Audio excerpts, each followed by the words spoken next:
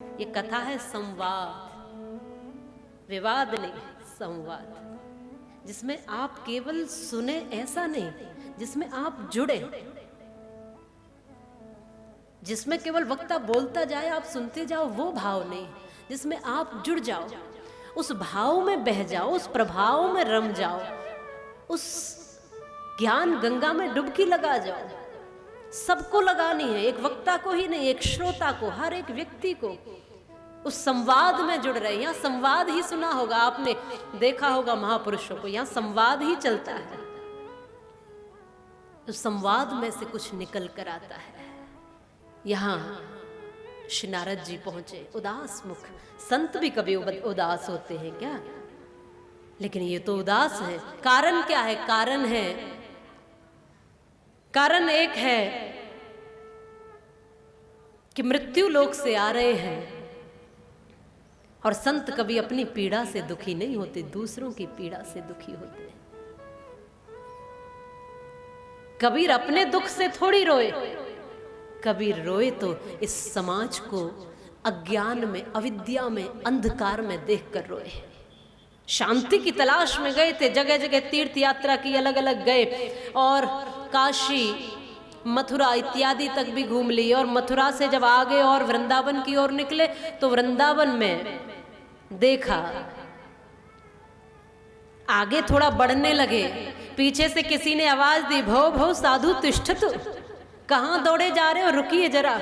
जब पीछे मुड़कर देखा, नारद जी कहते हैं पता चला कि एक युवती बैठी है, दो वृद्ध लेटे हैं। जाकर परिचय पूछा तो बताया कि मैं भक्ति महारानी हूँ, और ये मेरे पुत्र ज्ञान और वैराग्य हैं, जो वृद्ध हैं, जर्जर हैं, जो लेटे हुए हैं। मैं भक्ति हूँ, मैं तो युवा हूँ, लेकिन मेरे पुत्र वृद्ध हैं, जर्जर हैं, मैं इसलिए दुखी हूँ। कोई इस दुख के निवारणार्थ उपाय कीजिए। आप तो संत हैं, आपके पास तो सब कुछ है, कृपा कीजिए हे साधु। संतों का हृदय होता ही ऐसा है, सबके लिए सोचते हैं, सबके लिए सद्भावना रखते हैं। शौनकादियों से कहते हैं नारद जी कि मैं इसीलिए यहां आया हूं।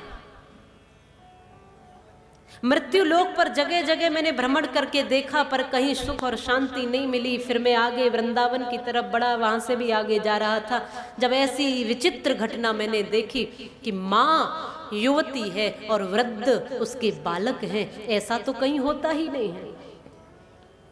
माँ बूढ़ी हो और बालक जवान हो तो ये शोभनीय है, पर यहाँ उल्टा हो रहा है। क्या किया जाए?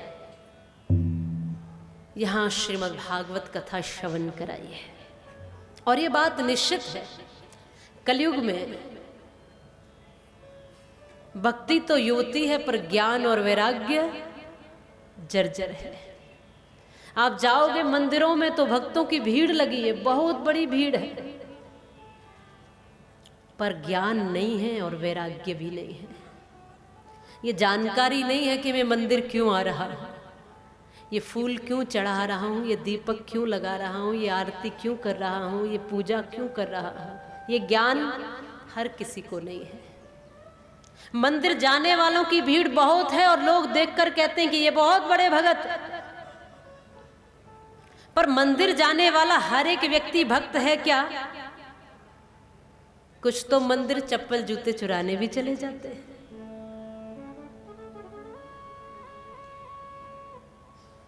बहुत भीड़ है भक्ति के लिए। भक्ति की तो चलती है कलयुग में, लेकिन ज्ञान और वैराग्य।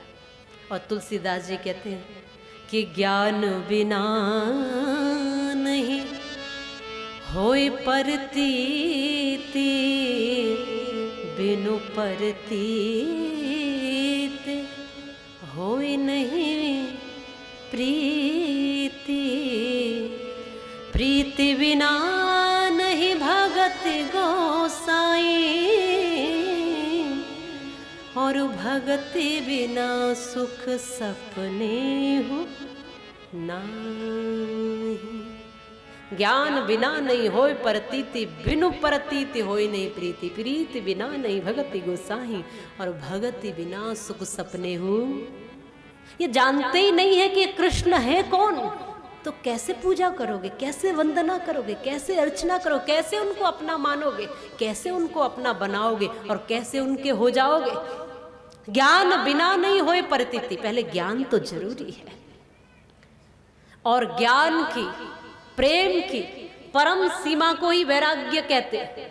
वैराग्य कोई अलग स्थिति नहीं है। जब आपको पूर्ण ज्ञान और हृदय के प्रेम की विराटता जब चरम तक पहुंच जाए तो अपने आप वैराग्य हो जाता है। वैराग लेना नहीं पड़ता, फिर कपड़े रंगने नहीं पड़ते, फिर बाबा जी होना नहीं पड़ता है, अपने आप फिर छोड़ना नहीं पड़ता, अपने आप फिर छूट जाता है।